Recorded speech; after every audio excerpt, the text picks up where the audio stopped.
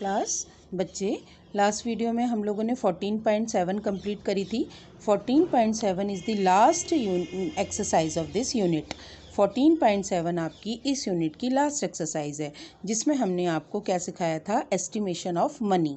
तो आप लोगों ने ये कंप्लीट कर ली होगी। तो बच्चे, आपकी 14 यूनिट इज़ फिनिश्ड नाउ। अब हम लोग स्टार्ट करने जाएंगे। अब हम स्टार्ट करेंगे 15 यूनिट, पेरीमीटर एंड एरिया। बच्चे, this is the unit of your geometry portion. ये आपकी ज्योमेट्री पोर्शन की यूनिट है। इसके लिए आप एक पतली सी, ज़्यादा मोटी नोटबुक नहीं लेनी, एक पतली सी अपने लिए एक ज्योमेट्री की नोटबुक परचेज कर लीजिएगा, क्योंकि इसमें आपको फिगर बनानी होंगी और फिगर ड्रॉ करनी होंगी। ठीक है। प्रैक्टिकल नोटबुक आप सबको पता है क्या होती है। एक तरफ जिसमें आप कंप्यूटर की नोटबुक लगाते हैं, लाइनिंग होती है, और दूसरी तरफ आपका वाइट पेज होता है। वाइट पेज में आप लोग फिगर को ड्रॉ करते हैं। ठीक है। ज़्यादा मोटी लेने की नहीं है, क्योंकि इसकी सिर्फ एक या दो ही एक्सरसाइज है, जिसको हम किस में करेंगे, प्रैक्टिकल में करेंगे। तो आइए सबसे पहले हम इसका कुछ बेसिक कॉन्सेप्ट समझते हैं। Unit 15, perimeter and area. क्या होता है पेरीमीटर, पहले इसको समझिए। एरिया को हम नेक्स्ट वीडियो में एक्सप्लेन करेंगे। What do you mean perimeter? देखिए, जैसे कि आपके पेज में सारी क्या दी गई हैं, फिगर्स दी गई हैं। बच्चे, ये जो आपकी फिगर्स, जैसे हम इसे क्या कहते हैं, ये आपका ट्रायंगल हो गया, ये आपका इक्विलेटरल ट्रायंगल हो गया, ये आपका रेक्टेंगल हो गया, ये क्या हो गया, 1 2 3 4 5, इसे हम पेंटागन कहते हैं। ये सारी फिगर्स हैं। तो पेरीमीटर क्या होता है, आइए हम इसको समझते हैं। The perimeter of a closed figure bounded by line segment is the sum of the length of the line segment enclosing the figure. The perimeter of a closed figure, यानी कि किसी क्लोज फिगर का perimeter क्या होता है, is bounded by the line segment, यानी कि जो इन लाइन सेगमेंट का जो सम होता है। जैसे कि इसमें कौन कौन सी लाइन सेगमेंट है, A B, B C, C D, D E और ई ए। इन सब का जब हम सम कर देते हैं, तब हमको क्या मिलता है, पेरीमीटर मिलता है। आई बात समझ में बच्चे?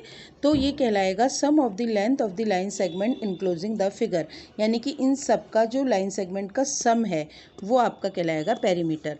Perimeter of the figure A B C D E, A B C D E, इसका जो आपका पेरीमीटर है वो होगा जब हम इन सारे साइड्स को सम कर देंगे, इनका सम निकाल देंगे। अब आप कहेंगे इसमें दिया नहीं गया, तो आपको जो क्वेश्चंस होगा इसमें आपको, जैसे सपोज हम यहाँ 3 सेंटीमीटर लिखते हैं, यहाँ पर 4 सेंटीमीटर लिखते हैं, यहाँ पर 5 सेंटीमीटर लिखते हैं, यहाँ पर 6 सेंटीमीटर लिखते हैं। हमने यहाँ पर एज्यूम कर लिया है, मान लिया है, दिया नहीं गया है, और यहाँ पर 4 सेंटीमीटर लिखते हैं। तो अगर आपको कह रहे हैं कि इस वाली फिगर का आपको पेरीमीटर फाइंड आउट करना है, तो आप क्या करेंगे, इन सब की साइड्स की लेंथ को सम कर देंगे। जैसे 3 + 4 + 5 + 6 + 4, जब आप इन सबको ऐड कर देंगे तो you will get the perimeter of this pentagon. आई बात समझ में? तो ये आपका होता है perimeter. In triangle A B C, perimeter is equal to A B plus B C plus C A. इस ट्राइंगल ए बी सी में आपको पेरीमीटर मिलेगा A B plus B C plus C A, यानी कि इन तीनों को add करके। Sum of the length of it side, ये जो आपकी सम इनकी लेंथ की साइड्स होगी, इनको प्लस करके आपको इसका पेरीमीटर मिलेगा। Perimeter of an equilateral triangle, in equilateral triangle A B is equal to B C is equal to C A. यानी कि देखिए, इक्विलेटरल ट्राइंगल जो होगा उसमें इक्वी का मतलब होगा इक्वल, सारी साइड्स इक्वल होंगी, यानी कि ए बी और बी सी और ए सी, ये तीनों इक्वल होंगी। जब आप इसको स्केल से मेज़र करेंगे, अगर आपकी ये 5 सेंटीमीटर आ रही है, तो ये भी आपकी 5 सेंटीमीटर आएगी, और ये भी 5 सेंटीमीटर आएगी।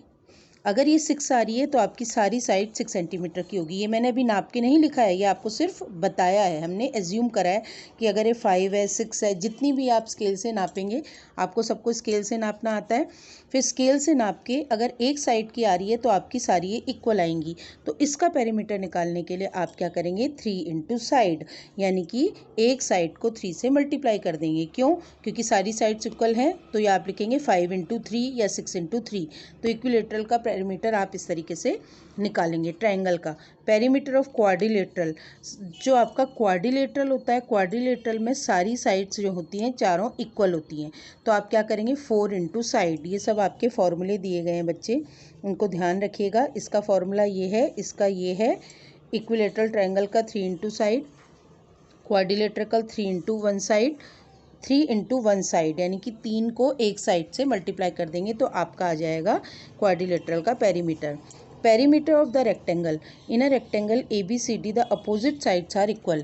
आपको पता है बच्चे, इनमें आपकी अपोजिट साइड्स इक्वल होती है, यानी कि ये वाली साइड्स इसके इक्वल होगी, ये वाली साइड्स इसके इक्वल होगी। इट मीन्स अगर ये आपकी 6 सेंटीमीटर है तो this is also your 6 centimetre length. अगर ये 4 सेंटीमीटर है तो this is also 4 centimetre. Opposite का मतलब हुआ बच्चे आमने सामने, यानी कि ये वाली साइड्स इसके इक्वल होगी और इसके ये वाली साइड्स इसके इक्वल होगी, लेकिन ये दोनों इक्वल नहीं होंगी। आई बात समझ में? तो ये आपकी होती है रेक्टेंगल।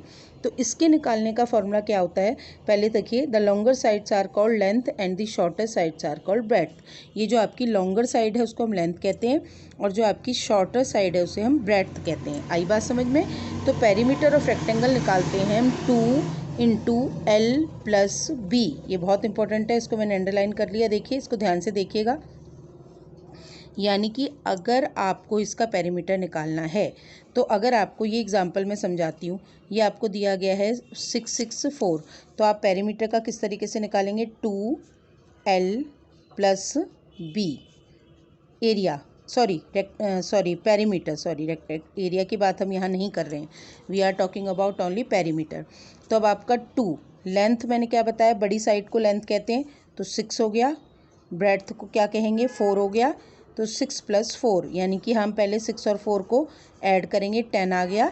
तो अब आप 2 और 10 को मल्टीप्लाई कर देंगे तो ये आपका आ गया 20 सेंटीमीटर स्क्वायर। ये आपका आ गया पेरीमीटर। ये मैंने आपको एक एग्जांपल समझाया है, ठीक है। तो ये आपका हो गया पेरीमीटर ऑफ रेक्टेंगल। अब अगला है आपका perimeter of square.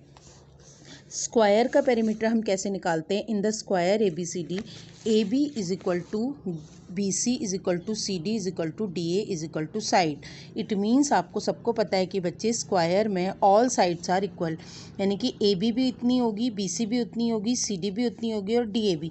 It means if it is your 4 centimetre then all sides will be 4 centimetre, तभी हम इसको क्या कहेंगे, स्क्वायर कहलाएंगे, ठीक है। ये हो गया आपका ऑल साइड्स आर इक्वल, तो इसमें कहलाएंगे, इसका पेरीमीटर निकलेगा 4 इंटू साइड, यानी कि इसका पेरीमीटर निकालने के लिए आप 4 को साइड से मल्टीप्लाई कर देंगे। तो यहाँ पर 4 आपकी 4 को फॉर्मूले का हो गया, साइड हो गया 4, तो हो गया 4 4 जा 16 सेंटीमीटर स्क्वायर, जो भी आपको दिया गया है मीटर या सेंटीमीटर में। तो इस तरीके से आप निकालेंगे किसका, पेरीमीटर ऑफ स्क्वायर, ठीक है। ये सब मैंने आपको भी समझा दिए अच्छे से, इसको आप अच्छे से एक काम करिएगा बच्चा, जो आपको मैंने दिया गया perimeter of triangle, perimeter of quadrilateral, perimeter of equilateral quadrilateral और पेरीमीटर ऑफ रेक्टेंगल और पेरीमीटर ऑफ स्क्वायर, आप लोग अपनी नोटबुक में इन सब के फॉर्मूले लिख लेंगे ताकि आपको अच्छे से याद रहे। अभी आप इतना समझिए, उसके बाद in next video we will start your exercise 15.1।